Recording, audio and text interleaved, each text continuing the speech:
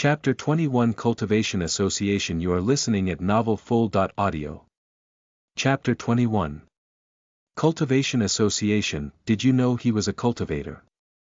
Venice whispered to her friend, unable to contain her excitement as she stole a glance at Kevin sitting with crossed legs in the back seat. Yeah, Sia nodded, gazing outside the bus, perhaps trying to find an escape from the topic. Why didn't you tell me before?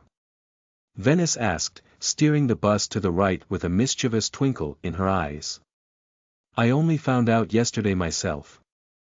And let's just say he's not your average cultivator, Sia replied, a hint of annoyance in her voice. He's like a cultivator who wandered off the path and ended up in the land of perversions. Venice's eyebrows shot up in surprise, but her excitement remained undeterred. But hey, he's still a cultivator. Can't he help us become cultivators, too? Sia burst into laughter, almost snorting at the absurdity of the situation. Oh, Venice, my dear friend, let's not get our hopes up too high. It's not like he's going to sprinkle us with magical cultivation dust and turn us into powerful cultivators overnight. Venice's enthusiasm deflated a bit, but she wasn't ready to give up just yet. Well, maybe he can at least give us some tips or techniques. Sia playfully rolled her eyes. Sure, maybe he can teach us his secret technique called cultivation through questionable activities. We'll be doing yoga poses while reciting ancient incantations and balancing teacups on our heads. Oh, the wonders of the cultivator lifestyle.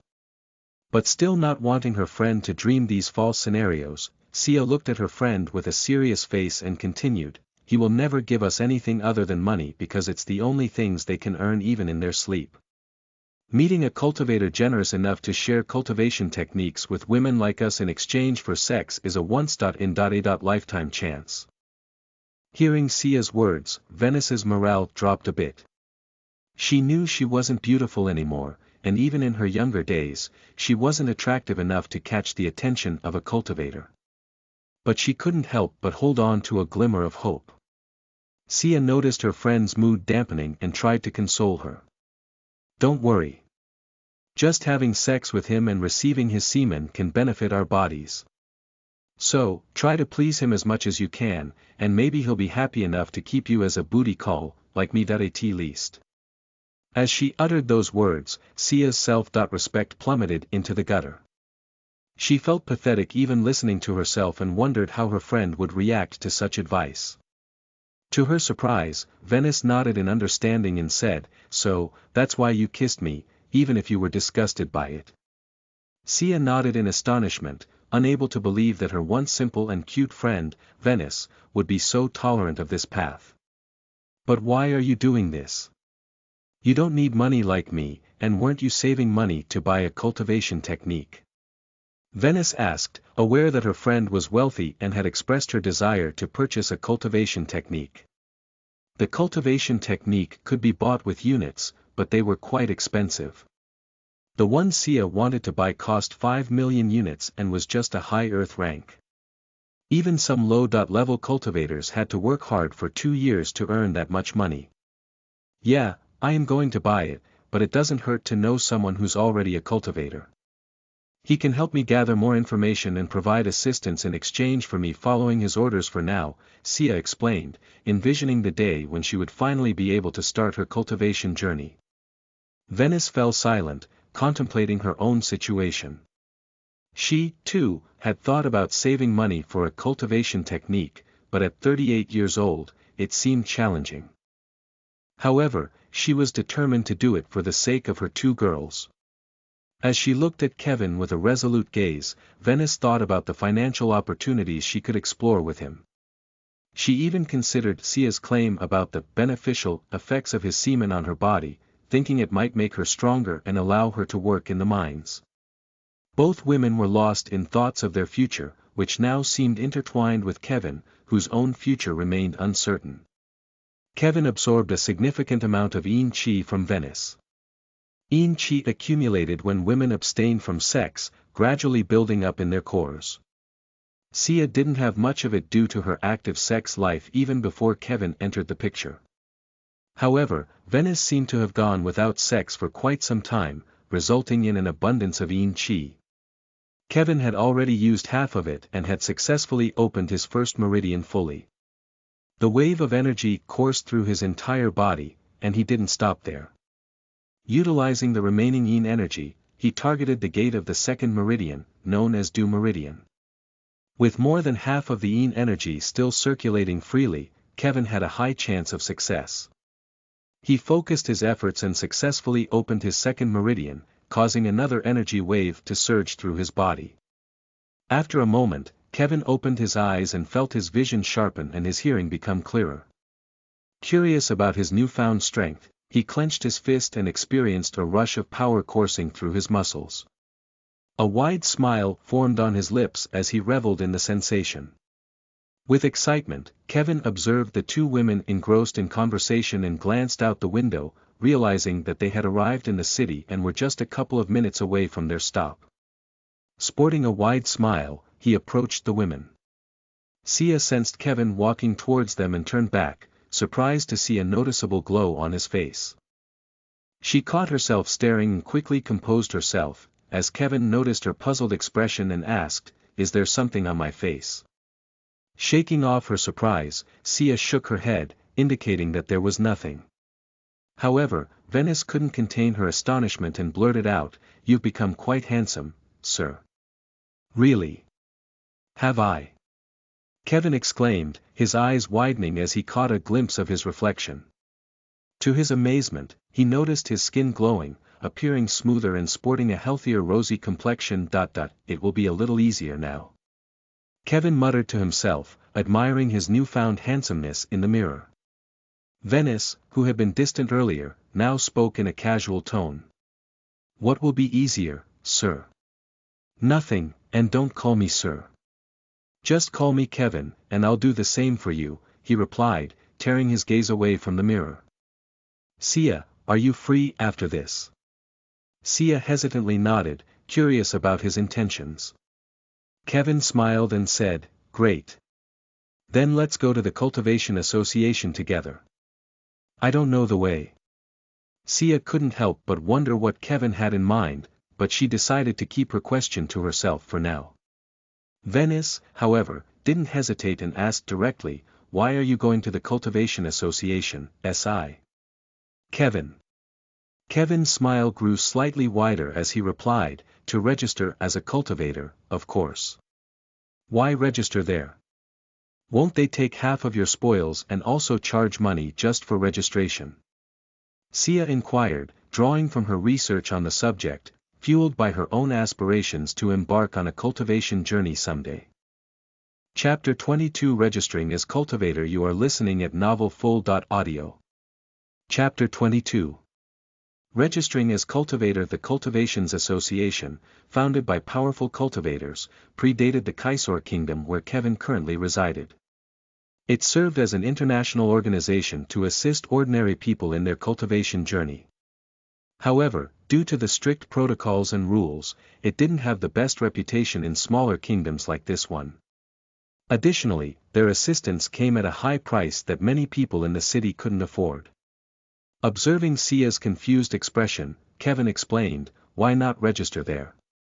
It's just a matter of paying some money, and in return, I'll receive valuable items like the transforming knife and inner armor. Trust me, it's the best deal you can get for that price." Kevin had spent the previous night researching everything about the Cultivations Association. The registration fee amounted to 2,000 units, a significant sum. But in exchange for that, he would obtain 2 low earth.grade cultivation treasures. An armor and a knife. Kevin thought to himself, "It's a fucking steal." Sia interjected, sharing her knowledge. "But they're weaker than normal weapons. To make them strong enough, you need to place them in an area abundant with world chi for at least a day, so their performance can match that of normal earth.grade weapons." Kevin nodded with a smile. "Yes, I know." Sia seemed a bit annoyed by his smile and remarked, "If you know that, why waste your time when you don't have access to an area with an abundant world chi?" Kevin burst into laughter and replied, "Hee hee, my minor friend, we just returned from there. Confusion washed over Sia's face, but soon it transformed into shock as she realized where they had been. You mean the mine? Yes, the mine, Kevin confirmed, shocking both women. Just then, Sia stopped the bus and announced, "We have arrived."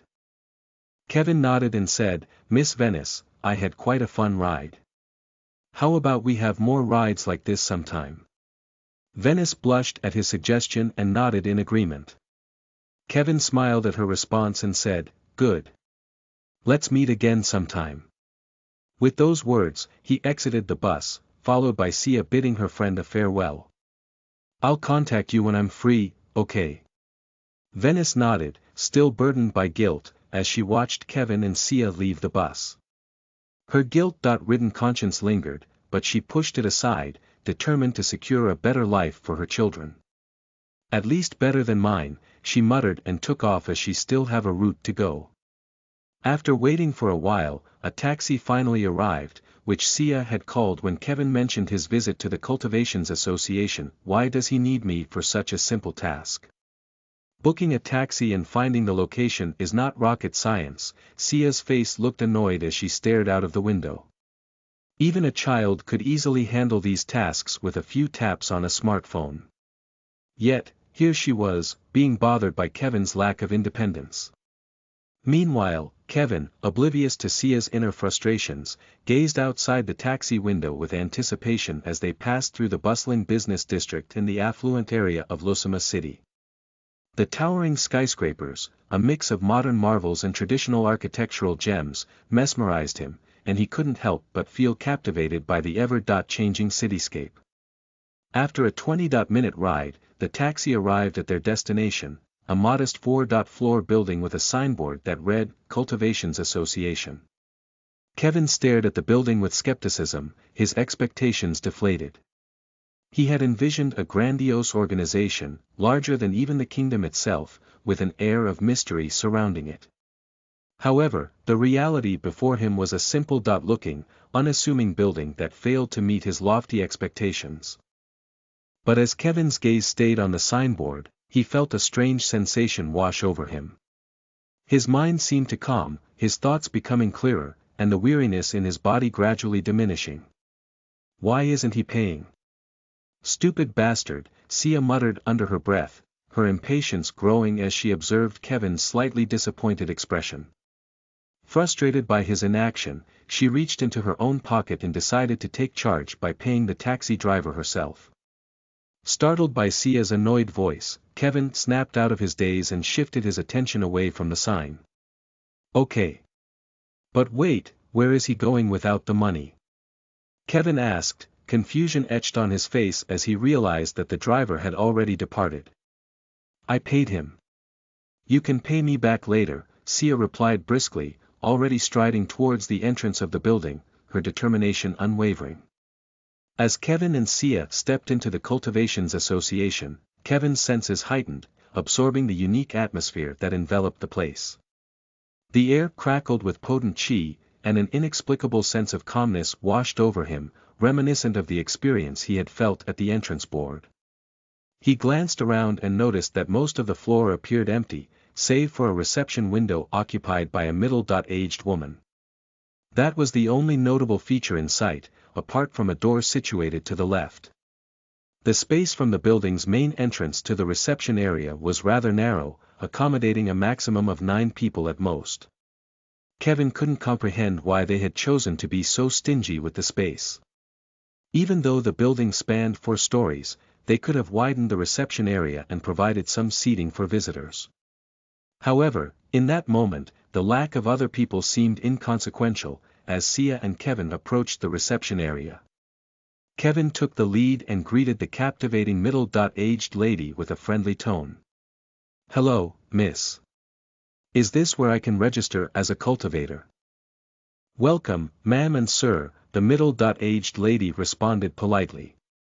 To register as a cultivator, we first need to check if you possess chi. Could you please place your hand on the crystal panel in front of you? She pointed towards a clear crystal embedded on the wall beside the reception window. Kevin gazed at the crystal, slightly intrigued, and placed his hand on it. At first, nothing seemed to happen, but after a few moments, he felt a subtle wisp of chi leaving his body, making its way towards the crystal. Surprised by the unexpected sensation, Kevin hesitated, but decided to keep his hand in place. To his amazement, the once clear crystal gradually transformed, now emanating a mesmerizing purple smoke. The swirling mist within the crystal captivated Kevin's attention, leaving him curious about what this outcome might signify. Chapter 23 Soldier Blade. You are listening at novelfull.audio. Chapter 23 Soldier Blade. Samira came from a family of cultivators, which made it easier for her to embark on her cultivation journey and attain a high status in normal society. However, compared to other members of her family, her talent was considered mediocre. In the world of cultivation, individuals are nurtured and provided resources based on their talent to progress further on the path of power. Despite her average talent, Samira didn't receive as many resources as others in her cultivation family.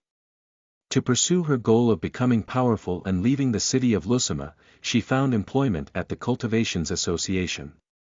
Obtaining the job was relatively easy, as there weren't many cultivators in the city, and most preferred not to work for someone else. However, Samira was different. She knew that if she wanted to rise above her current situation, she had to take the slow but steady path through the Cultivations Association. Still, her goal seemed distant, and she realized it would take considerable time to climb the ranks within the association. The higher the cultivation, the better the job and pay. Despite the challenges, Samira remained determined, believing that she would eventually achieve her desired outcome. As her gaze fell upon a teenage cultivator entering the association for registration, her eyes gleamed with interest. "He's a dual cultivator," she exclaimed in her mind. Samira's eyes lingered on Kevin, her gaze scanning his body, only to be met with disappointment. "He's just started cultivating," she observed inwardly, maintaining a polite smile. "It's confirmed. You can put your hand away now," she said to Kevin. Following her instructions, Kevin withdrew his hand from the crystal. Samira continued with her official duties, asking for his name and age. "Kevin," he answered. "Age?" she inquired. 16, he replied. With these basic questions out of the way, Samira reached into a drawer and handed Kevin a black metal bracelet. "This here is your identity card, Mr. Kevin. You can use it to browse the association's shop and missions. It can also function as a smartphone if you wish." Kevin took the smooth and thin bracelet, feeling its unexpected weight. He expressed his gratitude, saying, "Thanks." Samira smiled and continued, "The registration fee is 2,000 units. Kevin, already aware of the fee, promptly paid the amount. Once Samira received the money, she handed him a bag, stating, "This is a gift from our Cultivations Association for joining us. Remember, as you help the association, it will help you in return." Kevin's eyes lit up with excitement as he accepted the bag and eagerly reached inside. His hand grasped a long, black knife, and he marveled at its craftsmanship. The blade seemed to be forged from a single piece of material, giving it a sleek and seamless appearance. The top of the knife was gracefully curved, adding to its allure. Next, he pulled out a set of black colored clothes, and his expression changed to one of surprise. The fabric felt substantial and heavy in his hands, indicating its quality. He couldn't help but wonder about the significance of these items and how they would aid him on his cultivation journey. "Thanks," Kevin expressed his gratitude to Samira.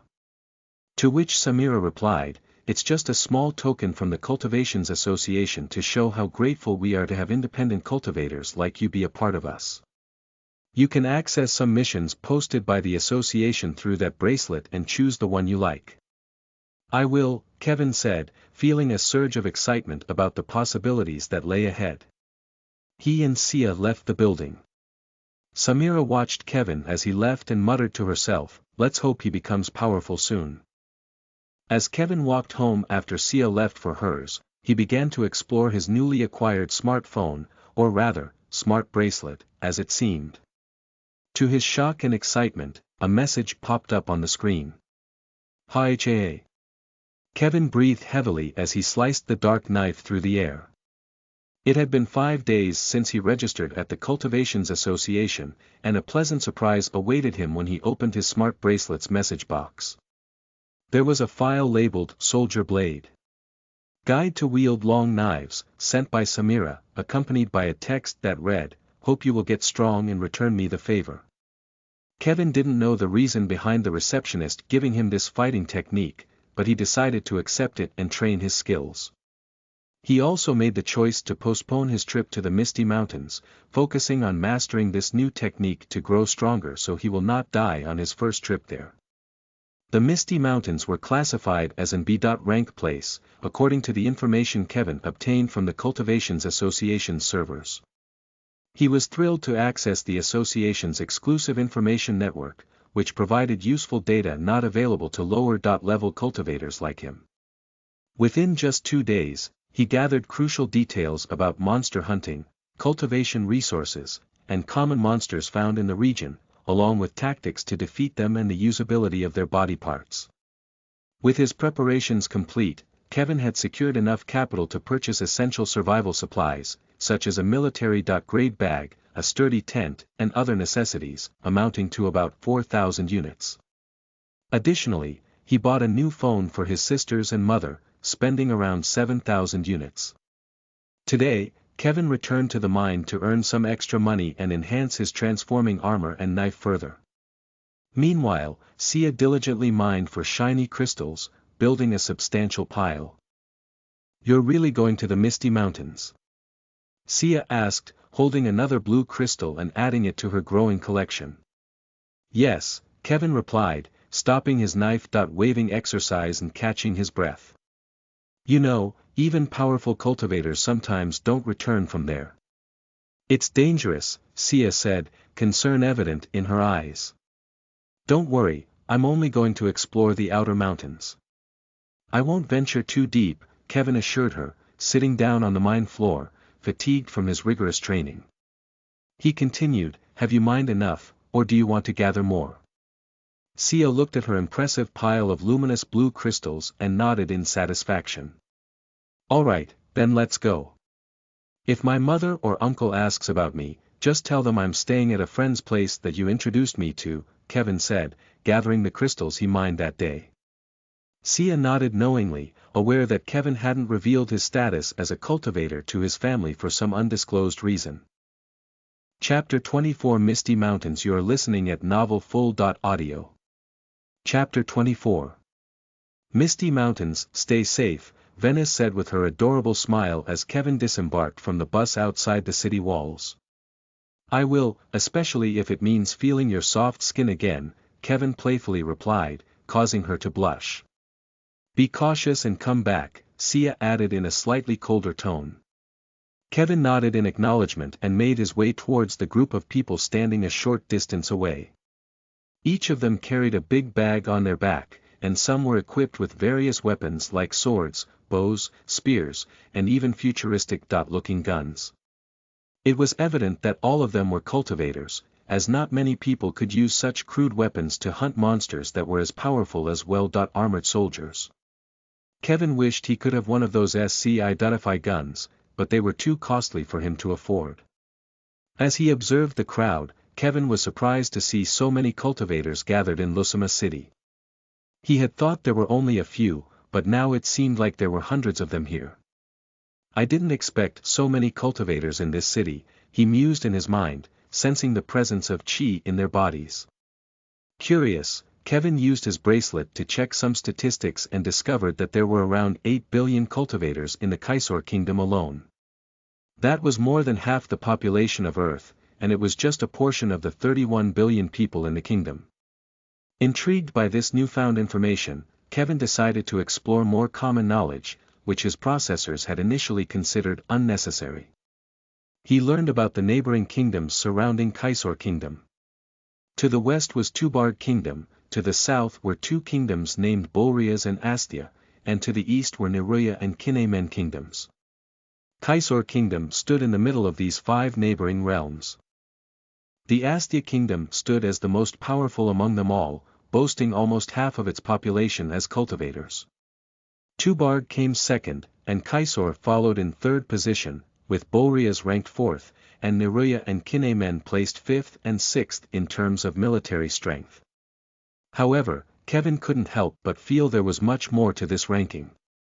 It seemed to be solely based on the military might of the kingdoms, without considering the potential of normal and independent cultivators. Yet, Kevin knew it wasn't his place to get entangled in these complex matters. He was merely a beginner cultivator who hadn't even opened all of his meridians yet. His focus needed to be on honing his skills, surviving the dangers of the Misty Mountains and the cheating system. Kevin continued to gather more information while waiting for his ride to the Misty Mountains. Soon, the armored car arrived, impressing him with its size and weaponry. The massive vehicle had guns mounted on its sides and front, along with smaller ones at the back. Kevin had paid a hefty 3,000 units for the ride, knowing that it was a necessary expense to safely travel to the dangerous Misty Mountains. Here for Misty Mountains. As the car stopped in front of the crowd, a burly man emerged and called out for those heading to the mountains. Kevin, along with two other men, stepped forward. He was slightly disappointed that there weren't any women in the group, but he shrugged it off, already planning to enjoy his time there. Handing over a metal coin that acted as his ticket, the burly man scanned it with his bracelet, similar to Kevin's but with some differences. Once cleared, Kevin and the other two men entered the armored car. It had enough seats for about 14 people, and with half of them already occupied, there were only 4 seats left. Despite being in close quarters, no one bothered to greet each other or engage in small talk. As the armored car began its journey towards the Misty Mountains, the atmosphere inside remained tense and quiet. Each passenger seemed lost in their own thoughts, contemplating what lay ahead in the treacherous and mysterious mountain range.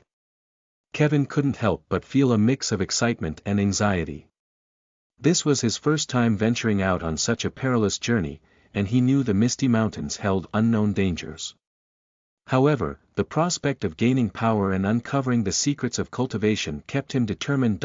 As the car rolled on, the landscape outside changed from the bustling city to the outskirts and eventually to the untamed wilderness. The greenery gave way to dense forests, and the road became rougher, indicating their approach to the mountainous region. Kevin gazed out the window, trying to catch glimpses of any mysterious creatures or landmarks. The others, too, occasionally stole glances at the unfamiliar surroundings, but the silence remained unbroken. After a few hours of travel, the armored car finally reached a small settlement situated near the edge of the Misty Mountains. As the car came to a stop, Kevin and 6 other passengers disembarked. The burly man once again called out the next destination, here for Aomoda Valley. As some new passengers eagerly boarded the car, Kevin looked around and headed towards his planned destination, the Vyashta Inn. He had chosen to stay here for at least 5 days and choose this inn to rest and recuperate during his expedition to the Misty Mountains.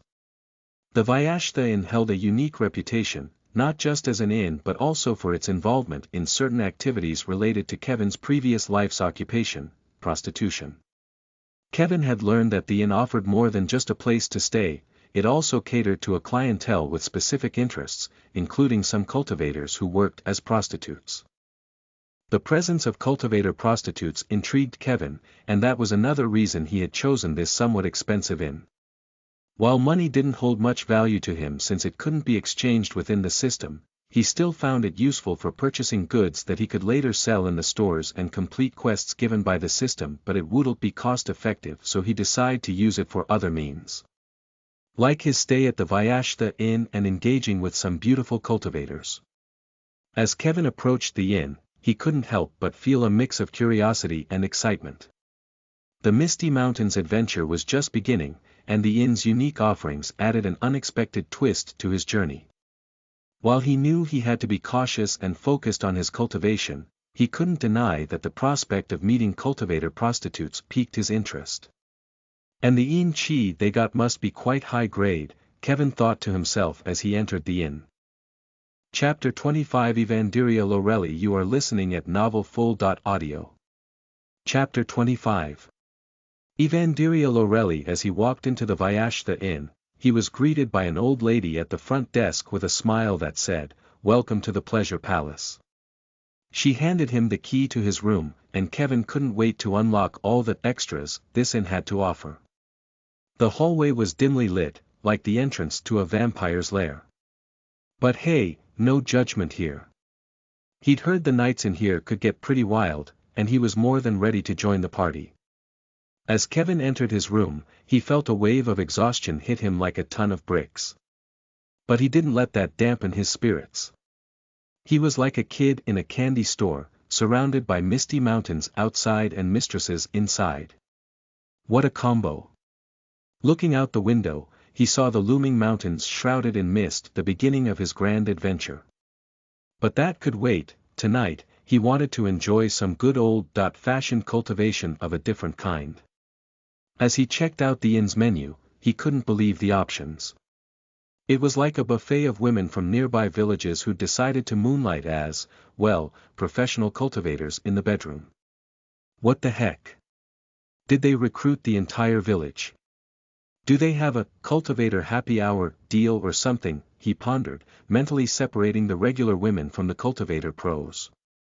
With a grin, he browsed through the offerings. There were so many choices. He felt like a kid at a candy store with a limitless allowance. He wanted to try them all. Who cares about cultivation levels? Tonight, it was all about leveling up his confidence before facing the monsters in the mountains. So, armed with 12,000 units and a newfound enthusiasm for his vacation from adventuring, Kevin was ready to paint Misty Mountains red, both inside and out. This was one hell of a detour on his quest, but hey, you only live once, right? And tonight, he was definitely living it up. Once Kevin dove into the vast sea of potential partners, he had to do some serious filtering. He swiped left on all the normal ones, which brought the list down from a whopping 6,000 to a more manageable 734 cultivators. Phew, that's still a lot to choose from. Kevin said, rubbing his temples like a man trying to decide between pizza toppings. With excitement and a hint of mischief, Kevin began scrolling through their profiles, looking for someone with some serious power. He was not interested in beginners. He needed someone with enough oomph to harvest quality yin chi. After all, he wasn't about to settle for some weak cultivator like himself. Let's aim higher, Kevin declared, deciding to skip the lower levels and aim straight for the top 300. These women were no mere novices, they had unlocked all their meridians and were already planning their next stage. Talk about ambitious multitaskers. One by one, Kevin browsed through their profiles with utmost care, reading all the details like a detective searching for clues. Each potential partner had their strengths, but he had to be mindful of his budget. Dating powerful cultivators didn't come cheap, and he wasn't exactly rolling in gold coins. And then, like a hidden gem waiting to be discovered, he stumbled upon a woman who gave him quite the surprise. She was older than the rest, a ripe 42 years of age, but age was just a number in the realm of cultivation, right? What caught Kevin's attention was her incredibly affordable price tag. Why is she a bargain deal, and why aren't people lining up for her? He wondered out loud, scratching his head in confusion. He gazed at her picture, intrigued by her striking features. Red hair that seemed to be on fire, eyes like fiery rubies, and cheekbones sharp enough to cut through ignorance. She's got that mature and sexy thing going on, he said, as if he'd just discovered some rare treasure. Intrigued by this enigmatic woman, Kevin wondered if there was more to her than met the eye. Maybe she's hiding some secret ancient technique or an unbeatable recipe for herbal tea, he mused, letting his imagination run wild with possibilities. Who knew that amidst the quest for powerful cultivators, Kevin would find himself drawn to someone with a mysterious allure. Now, he had a choice to make: continue browsing or take a leap of faith with the fiery-haired enchantress. Life in the cultivation dating scene was certainly full of surprises. Ah, the stars aligned, and Kevin couldn't resist the allure of the fiery-haired enchantress any longer. With determination in his eyes, he clicked the "Book Now" button without a second thought. "I choose you," he proclaimed, feeling a sense of excitement and curiosity about what adventures lay ahead. The transaction went through smoothly, and as the digital coins left his account, Kevin knew he had made the right decision. Saved myself 2,000 units. Time for some celebration and maybe a little indulgence, he said with a mischievous grin, already imagining a night of good food and wild fun. Evangelia Lorelli, the enchanting beauty, came with a price tag of 10,000 units for one night, and Kevin happily paid up. He even had an extra 2,000 units to spare for some fun tomorrow. With the booking settled, Kevin couldn't help but check his stats while waiting for the red-haired beauty to arrive in his room. Status name: Kevin Morrison Post. Store owner store level. Street shop realm. None STG. 13 AGL. 9 Dix. 10 STM. 9 CHM. 11 Int. 7 Attribute Points. 0 Cultivation Technique. Essence Harmonization LV1, 0.056%, Divine, Skills. Soldier Blade LV2, 67%, Kevin's status had seen some significant improvements, and to top it off, he had acquired a skill called the Soldier Blade, which he managed to advance to level 2. This badass technique was no ordinary martial move, it was so exclusive that normal folks couldn't even dream of buying it with their money. It was like getting your hands on the latest gaming console that sold out everywhere. The Soldier Blade was a perfect fit for a beginner cultivator like Kevin. It taught him how to wield a weapon with his newfound strength and how to unleash its power efficiently. It was like getting a crash course in weapon mastery, and Kevin was thrilled to have this powerful skill under his belt. Not only that, but if he mastered it to a high level, it could rival the fighting techniques of high-ranking cultivators. Talk about a game changer. Kevin's excitement knew no bounds. He felt like a kid who had just discovered a secret stash of candies. With the Soldier Blade in his arsenal, Kevin no longer had to fret about finding another technique for a while. Sure, he could buy more skills if he wanted, but those fighting techniques didn't come cheap. Besides, he wasn't eager to splurge his hard-earned money on unnecessary things that wouldn't bring him true happiness. Knock knock. In no time, a sudden knock on Kevin's door took him by surprise. Wow, she got here so quickly. Is she waiting right outside the inn? Kevin mumbled to himself, a mix of excitement and curiosity bubbling up inside him. Chapter 26. Take things slow. You are listening at novelfull.audio. Chapter 26. Take things slow. Kevin stood there, looking up at the red-haired woman who graced his room's entrance. He couldn't help but notice that she had an air of superiority, standing tall with her head held high. And let's be honest, he couldn't compete with her height, she towered over him. She was wearing a stunning green dress that seemed to accentuate her back and shoulders, revealing a hint of elegance and mystery. But Kevin's eyes couldn't help but drift towards her ample bosom, straining against the tight belt that held the dress in place. It was like two mountains trying to be contained by a single piece of fabric. Her crimson eyes sparkled with arrogance as they peered down at Kevin, and a sly smirk danced across her glossy red lips. With a hint of condescension in her tone, she couldn't help but remark, "Another virgin, huh?" Oh, the audacity. Kevin was caught between feeling flattered and slightly offended by her comment. But he summoned his courage and retorted with a playful grin, "Well, I wish I were one, then I'd have the honor of being conquered by you, Miss Lorelli."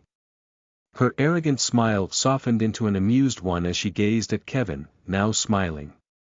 "Oh, you're quite the smooth talker, aren't you?" Lorelli teased, raising an eyebrow playfully. "But don't think a few witty lines will get you out of this, young cultivator." Kevin chuckled, feeling a mix of nerves and excitement. "Oh, I wouldn't dare try to escape, Miss Lorelli," he said, pretending to be intimidated, but his eyes twinkled with mischief. "I'm more than willing to face the fiery trials of your company." Lorelli's smirk grew wider, and she stepped closer, exuding a magnetic allure. "You've got spunk, I'll give you that," she said, her voice dripping with confidence as she strolled into the room and settled on the bed. Kevin couldn't help but notice her arrogant walk, and a thought crossed his mind. No wonder not many men dare to book her. She's a complete bitch, yet, despite his inner monologue, his eyes couldn't resist following her every move. She had a way of commanding attention, and Kevin found himself captivated as she sauntered towards the bed. Kevin couldn't help but notice the allure of her exposed back, a tantalizing sight that drew his eyes like a moth to a flame. The soft curves and smoothness of her skin were enough to make his heart race. His gaze then traced down to her hips, which swayed with grace, leaving a mesmerizing image in his mind. The tight dress clung to her form, teasing his imagination, and he couldn't help but feel a mix of excitement and desire. As Kevin grappled with his own conflicting feelings, he found himself drawn to the world of intimacy, something his previous self had deeply detested. It puzzled him why he was now so attracted to it, as if his mind and heart were engaged in a tug-of-war. In the past, he despised the very idea of sex, forced to sell it like a commodity against his will. But now, his body and heart seemed to react differently, craving it like an addict. He couldn't quite comprehend the transformation, but he knew he couldn't deny these newfound desires. Conflicted as he was, Kevin made a decision not to suppress his feelings any longer. "If I find pleasure in it now, who cares," he thought, taking a determined step towards the arrogant woman. Evangelia observed Kevin approaching her and spoke in an ordering tone, "Enough talking now, strip your clothes off and lie down there. I will be on top." Though he didn't appreciate her tone, Kevin chose to smile and began unbuttoning his shirt, responding, "As you wish, my lady." His obedient attitude seemed to fuel Evangelia's arrogance, making her smile widen. He revealed his lean, muscular body, flexing a little to show off. "I may not be a sculpted Adonis, but I've got moves," he thought, winking at Evangelia. Kevin couldn't help but observe her hunger, realizing that she might not have had an encounter in a long time. She mustn't have had any intimacy for at least a year to have such dense chi, he thought, intrigued by the potency of her energy. "Miss, I don't mind if you're on top, but I have a request," Kevin spoke with a passive yet requesting tone. Evangelia's smile lowered slightly, and she replied with a touch of suppression, "If it's something outrageous like kicking you in balls or doing something strange, don't even ask." He shook his head, feeling a blush creep onto his cheeks, and explained, "No, it's nothing like that. I just want to take it slow." Inside, Kevin cringed at having to fake embarrassment, but he felt it was worth it to see the smile return to Evangelia's face. She teased, "You said you weren't a virgin, but you're acting like one." Kevin's face turned even redder, and he found himself avoiding direct eye contact with Lorelli, who had teasing sparks in her eyes. "You talked like a playboy just now, and now you're acting like a newlywed wife, so cute," she teased. Her playful comment caught him off guard, and he chuckled nervously, scratching the back of his head. "Well, I guess I'm just full of surprises," he said, trying to regain some composure. Lorelli couldn't help but find Kevin's flustered state adorable, and she decided to humor him, saying, "Okay then, let's have it your way. We'll take things slow." As she spoke, she started to get comfortable on the bed and kicked off her long black heels, adding, "Now, come here, but don't strip your pants yet." Kevin, feeling a bit like an obedient dog, climbed onto the bed and sat with his back against the headboard. Lorelli remained silent as she moved toward Kevin, taking a seat on his thighs. As she sat on him, Kevin felt the soft pressure of her buttocks against his thighs, and his hand unconsciously went to the exposed part of her thighs through the cut of her dress, feeling the texture of her skin. "I said we will take things slow, but I didn't give you permission to touch me yet," Lorelli's voice came, sounding a bit dangerous. Kevin blushed, realizing his impulsive action, and quickly withdrew his hand, feeling slightly embarrassed. "I'm sorry," he mumbled. Lorelli couldn't help but smirk at his reaction, enjoying the effect she had on him. No need to apologize, she said, her voice softening slightly. Just remember, I set the pace. Chapter 27 Season Kisser, R.18, you are listening at novelfull.audio. Chapter 27 Season Kisser, R.18, Evanderia's hands were all over Kevin's face, and their mouths were locked together in a wild, passionate kiss. He couldn't help but pull her closer, his hands firmly gripping her waist, pressing her soft curves against his chest. Their tongues were tangled up, wrestling each other like there was no tomorrow. Loralee gasped for breath, trying to catch her composure after their heated exchange. She shot a playful look at Kevin, who was also panting, and teased, "Haa. Well, color me surprised. Not a virgin, huh?" Kevin chuckled, trying to act cool, and replied with a smirk, "Didn't I say it before?" Loralee rolled her eyes, pretending to be unimpressed. "Oh, please. Don't flatter yourself too much. You're good for a boy your age, but not quite up to my standards." Loralee stated matter-of-factly, her tone still authoritative. She then pointed to the knot of her dress behind her neck and continued with a commanding tone, "Now, untie my dress. Be useful for something, won't you?" Kevin's bravado faltered for a moment, and he gulped, trying not to let his nerves show. "Sure thing," he said, trying to sound casual as he approached her. Her female hormones wafted into Kevin's nose, and he couldn't help but be intoxicated by the alluring scent. As he closed in on her neck, he felt a surge of boldness, not content with just being obedient. Kevin's lips daringly made contact with her slender neck, causing a soft gasp to escape from the red-haired woman. "Aw!" Kevin's mischievous action took her by surprise, and she moaned before her voice turned frustrated. "What are you doing? Just do what I told you, nothing else," she scolded, but to his delight, she didn't push him away. Feeling emboldened, Kevin took it as a permission granted to explore further. He continued nibbling on her neck, savoring the delicious sensation of her soft skin against his lips. His hands, now free from the knot he had untied, began to explore her curvy back, tracing the contours of her body. "Ah! Don't bite my neck," Loralee exclaimed, her tone a mixture of frustration and excitement. But her actions told a different story, as her hips started grinding against Kevin's crotch in a tantalizing rhythm. "Not on my neck," Loralee thought to herself, feeling a mix of frustration and annoyance. Taking matters into her own hands, she grabbed Kevin's face and pulled it away from her neck, making him look at her own face. Kevin glanced at Evanderia's exasperated and slightly annoyed expression, and a twinge of fear ran through him. Loralee, with a threatening tone, warned, "I said, don't bite my neck." Kevin gulped nervously, realizing he had overstepped a boundary. "Now I'm gonna punish you," she declared, lifting her hips slightly from Kevin's thighs and firmly pushing him back, causing him to lie fully on the bed. As her dress fell from her, exposing her hard nipples and ample bosom, Kevin's eyes couldn't help but be drawn to them. Though they had a hint of sag, there was still a youthful allure that captivated his attention. Loralee's hips pressed against his chest, and the atmosphere crackled with anticipation. Loralee's voice held a teasing edge as she asked, "You know how I'm gonna punish you?"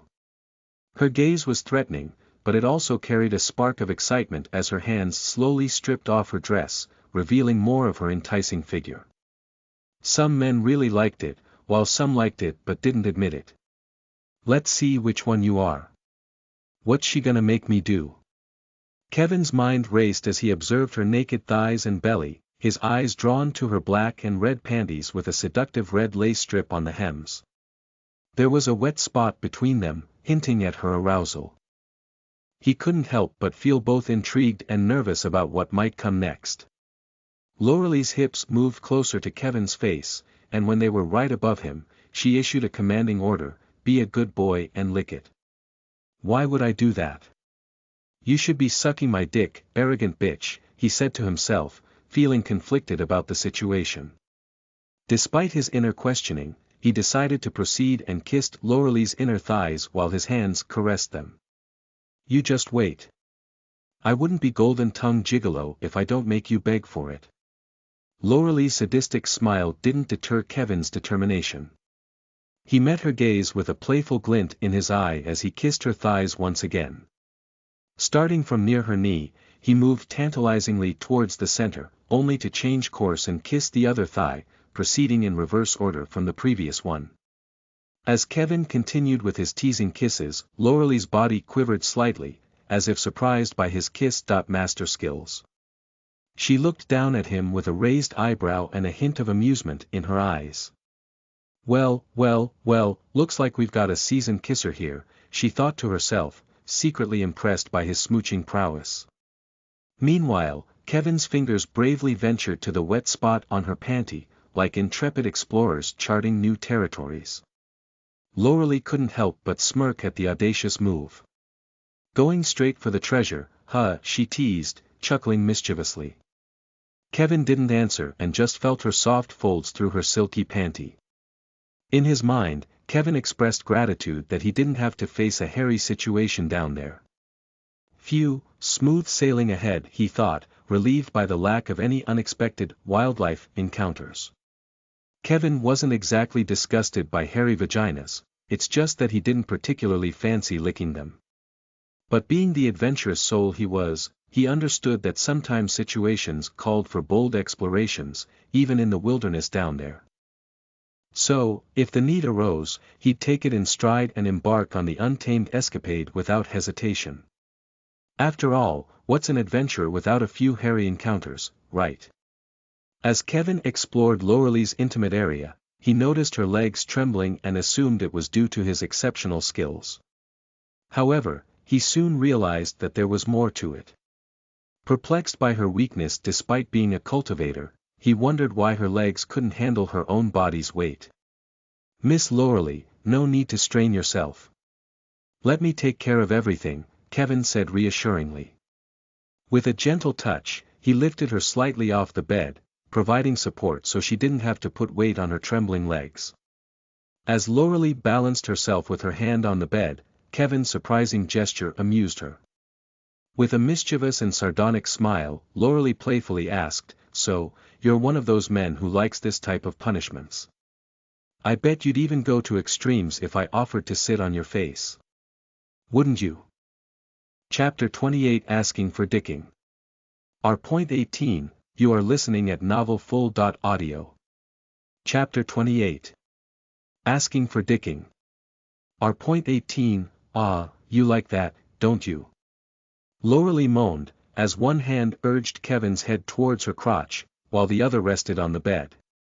Kevin's hands firmly supported her weight by picking her up from her butt, and his tongue eagerly fulfilled her desires, systematically exploring her clitoris with slow, teasing pressure before gliding downward to tease her vaginal opening. Her insides are so hot, Kevin thought, as he slowly wiggled his tongue inside her, fueling the desire in Laurelie's eyes. Laurelie wasn't satisfied with just that, she decided to take matters into her own hands. Grabbing Kevin's hair, she pressed her crotch firmly against his face and said, "Let's see if you enjoy my cunt sliding on your face." As she was about to proceed with her actions, Kevin swiftly picked her up and pulled her away from his face, then firmly forced her down onto the bed. The sudden turn of events surprised Laurelie, and a startled cry escaped her mouth, "Aw." With surprised eyes, she looked at Kevin, who now had a serious expression. "What do you think you're doing?" she asked, her curiosity piqued. "Miss Laurelie, I've discovered something about you that you don't want people to find out," Kevin said, leaving her a bit puzzled. "What?" Laurelie asked, intrigued to know what he had found. "That you're a masochist," Kevin stated, causing a mocking smile to form on Laurelie's lips. "Oh really? How do you figure that?" "Based on how hungrily you were licking my pussy, it's entirely evident who is who." Kevin's face transitioned from serious to a growing smile as he provocatively asked, "Well, I might be wrong about that, but it's evident that you need my dick inside you more than anything, wouldn't you agree?"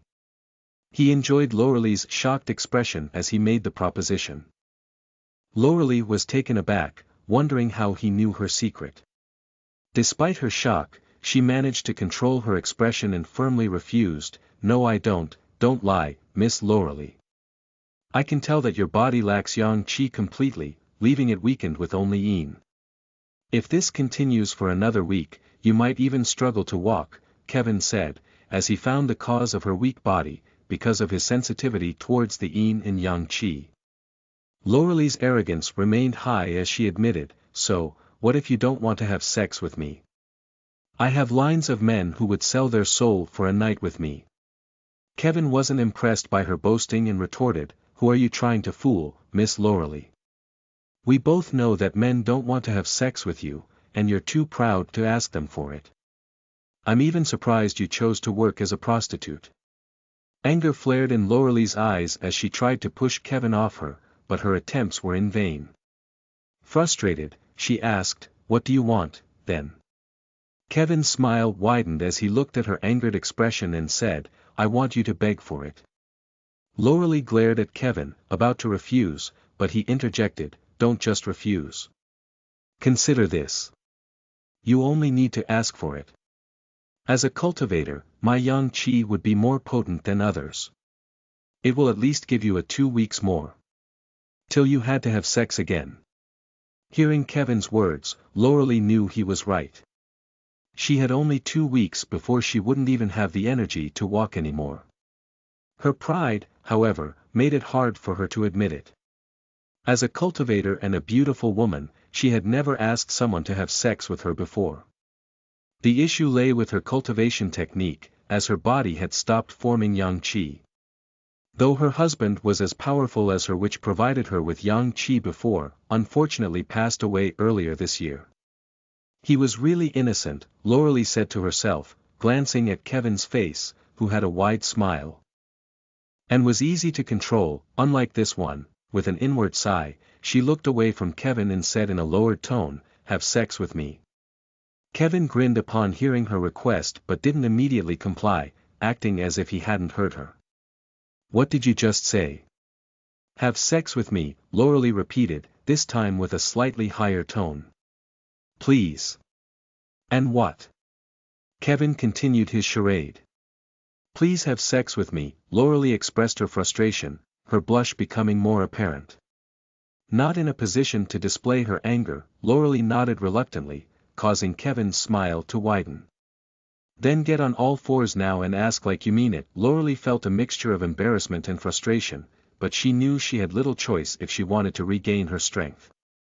Swallowing her pride, she positioned herself on all fours, facing Kevin with a determined expression. "Please.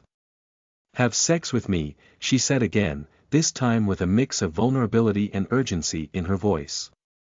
Kevin observed her body, taking in the curves and details with a sadistic smile, while she looked down with a frustrated expression. He noticed the arch of her back, the generous size of her buttocks, and the exposed folds of her intimate area. With a commanding tone, he repeated, "I said ask like you mean it. This is the last time," Loralee whispered to herself, determined not to repeat any more shameful acts. Swallowing her pride, she decided to ask for what she needed, no matter how embarrassed she felt. She put her hands on her buttocks, just near her vagina, and stretched them, exposing her moistened folds and anus. "Fuck me with your dick, please," she said, her face turning crimson with embarrassment, yet she stayed in position, committed to her decision. Kevin looked at her exposed and vulnerable state, feeling a surge of desire within him. His excitement caused an immediate increase in his length. Not wasting any time, he pulled down his pants, positioning himself at the entrance of her moist vagina. "See, it was easy, right?" he said in a teasing tone. As Kevin's dick touched Loralee's vagina, confusion crossed her face. She asked herself, "What is touching me down there? It's so big." Chapter 29 Butter Churner, R.18, you are listening at novelfull.audio. Chapter 29 Butter Churner, R.18, Kevin's hands gently caressed Loralee's buttocks, and with a hint of admiration, he remarked, "You truly have a beautiful vagina. Those moles add a unique allure to your already stunning skin." But Lorelei didn't hear it as her mind was in a whirlwind of sensations as she felt Kevin's impressive size sliding against her stretched vagina. Wow, his penis is so big, she thought to herself, comparing it to her husband's. How is it possible? Curiosity got the best of Lorelei, and she found herself wanting to steal a glance at Kevin's impressive member.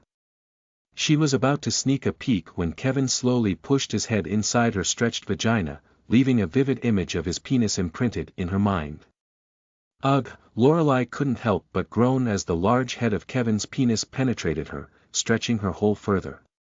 The sensations were intense, overwhelming, and a mixture of pleasure and surprise washed over her. Kevin, not one to hold back, continued his advances, feeling the head of his penis perfectly nestled inside her. He firmly grasped her hips and pulled them toward him, while he simultaneously pushed his hips toward her. The sudden entry of the big foreign object in Lorelei's vagina left her body weak and overwhelmed. Her eyes rolled back, toes curled, and her vaginal walls clenched around Kevin's penis, as if resisting its intrusion without her permission. Kevin, however, was determined to challenge her and break through her ego. With a bit of strain on his face, he withdrew his penis slightly and then thrust back inside her with a forceful push. "Aw," Lorelei moaned, her tongue slipping out of her mouth. Her inner thoughts pleaded, "No, no, don't make me," but she couldn't find her voice to verbalize her desires, as her mind was too consumed by the intense sensations. Kevin's actions grew more forceful as he began to move with Lorelei. He used his hands to guide her hips, matching the rhythm of his own. Despite her efforts, Lorelei found herself unable to regain full control of her body. Lorelei managed to regain some control over her body, but she was in no state to stop Kevin from using her as he pleased. Her eyes teared up, and her tongue was still out, as she couldn't help but wonder about the size of Kevin's penis. "Ha, it's tearing me apart," Lorelei thought to herself, feeling overwhelmed by the size of Kevin's penis. As her hand remained on her buttocks, her body responded to his touch. "Ah, NGHH ah, something is happening, ah, I'm coming so early," Lorelei exclaimed in her mind as she orgasmed within moments of penetration. Her mouth was open, saliva dripping, and she breathed heavily between moans. With her mouth open, her tongue on her lips, and her breathing heavy, she tried to hide her pleasure. "I can't let him see my face like this," she thought, grateful that Kevin was doing her from behind, sparing her the embarrassment of being seen at the peak of her pleasure. "Heh, she already came," Kevin observed, sensing her shaky hips and the yin chi flowing into his body, pushing him closer to his limit. However, he was determined to extend Lorelei's pleasure. To achieve this, he increased the speed of his hips, prolonging her orgasm. "Look, Miss Lorelei, how your pussy clenches around my dick," he said, leaning over her, grabbing her swaying breasts, and giving them a firm squeeze. "It's wriggling around my penis. Look, it's taking its shape." He then playfully squeezed her nipples. Lorelei's eyes rolled back, but she fought to stay in control. Through her willpower, she kept herself composed even as saliva leaked from her mouth onto the bed. "This bastard is not letting me stop orgasming," Lorelei cursed to herself as the waves of pleasure continued to consume her. Her sanity was slipping away, and she felt her pride being overshadowed by the overwhelming sensations. Lorelei hid her face, not wanting Kevin to look at it. Kevin smirked at her reaction and said, "How silly of me to expect you to see your vagina when you're looking down. Allow me to show it to you." Without waiting for her answer, Kevin lifted her legs into the air, positioning her with her shoulders and head on the bed while her feet were above her. He then placed his feet on each side of her and squatted down, penetrating her vagina. Lorelei's eyes widened as she saw how big Kevin's penis was and how it stretched her vaginal folds. She also noticed how wet and tight her vagina became. "This position is called butter churner," Kevin said, a mischievous grin on his face. "Do you know why?" he continued, prompting Lorelei for a response. Confused and experiencing this position for the first time, Lorelei shook her head, indicating that she didn't know the reason. Smirking, Kevin answered, because it will also churn the fuck out of someone. As he squatted down to penetrate her, Lorelei's face contorted with surprise and pleasure. Kevin's deep penetration sent intense sensations coursing through her, making her feel like she was being thoroughly churned by his movements. "Slow down," Lorelei exclaimed as she felt Kevin's penis reaching too deep and her leg getting pushed back. Despite her plea, Kevin paid no attention and continued to penetrate her intensely. Kevin smirked mischievously, teasingly responding to Lorelei's plea, "Slow down." "But sweetheart, where's the fun in that? I'm just getting started, and I can tell you're loving every bit of it." As Kevin relished in his playful and dominant role, he couldn't resist pushing the boundaries further. With a wicked grin, he increased his speed, thrusting into Lorelei with even greater intensity. Lorelei's body responded immediately to the heightened pace. Her gasps turned into breathless moans as waves of pleasure coursed through her. Her back arched, and her legs stretched back instinctively, meeting Kevin's every movement with eagerness. Her eyes rolled back, and her fingers clenched the sheets as Kevin's relentless thrusts brought her closer to the edge. Each powerful penetration sent shivers down her spine, intensifying the pleasure that surged through her. Chapter 30 Do Things That Makes You Happy, are Point 18, you are listening at novelfull.audio. Chapter 30. Do Things That Makes You Happy, are Point 18, Lorelei's moans filled the room as her body squirmed in pleasure, succumbing to her third orgasm within half an hour. With her legs now on Kevin's shoulders, he leaned over her, pressing them back to achieve a deeper connection as he thrust inside her. "Are you feeling good?" Kevin asked, continuing to move his hips. Lorelei's face was a mixture of pleasure and effort as she tried to control her orgasmic expression. She heaved with each thrust, trying to maintain her composure. Her lips quivered as if forming a smile, but she pressed them together, occasionally biting them to stifle her pleasure. Her teary eyes looked unfocused as she concentrated on not thinking about the penis penetrating her. "Who are you kidding? I didn't even come once with that limp penis of yours," she lied, pretending not to enjoy it. However, her body's response told a different story, as her legs remained stretched back, making it easier for Kevin to penetrate her deeply. "Really? Then should I make you orgasm? It's the duty of men like me to satisfy women like you, right?" Kevin asked confidently. He leaned back slightly, placing his hand behind Lorelei's back, and effortlessly lifted her up. Her breasts now pressed against Kevin's chest as her legs remained on his shoulders. With this new position, Kevin stood up on the bed and began thrusting his hips. His strong grip on her curvy waist allowed him to move her up and down in sync with his own movements. Lorelei, tongue out and hands around Kevin's neck, hid her face from his gaze as she surrendered to the pleasure. Her body responded to Kevin's skillful thrusts, and another orgasm washed over her. But this time, something was different. The pleasure felt hotter, more intense, and there was an unusual sensation building within her. "No, I can't. What's happening? It's so intense." Lorelei expressed her concern as her body experienced something unfamiliar, especially within her vagina. Despite her attempt to control it, Kevin's relentless thrusts and the overwhelming pleasure pushed her to the edge. Her vagina started to squirt a stream of liquid, taking her by surprise. "What's this? Something shot out of my vagina." Lorelei was bewildered by the unexpected reaction of her body. But soon, she experienced an overwhelming sensation as her body was rocked by pleasure, feeling like fireworks were bursting inside her. She squirted. Kevin looked down at her vagina, observing the blurry liquid shooting out, and a mischievous smirk crossed his face. Undeterred by the squirting, he continued to thrust his hips, driving both of them deeper into ecstasy. Kevin, undeterred by the unexpected turn of events, maintained his pace, thrusting his hips with determination. The combination of Lorelei's intense pleasure and her squirting reaction only fueled his own arousal. His breath grew heavier, and his movements became more urgent as he approached his own climax. The ecstasy of the moment was undeniable, and both of them were lost in the throes of pleasure. With a deep groan, Kevin reached his orgasm, his body tensing as he released his pleasure inside Lorelei.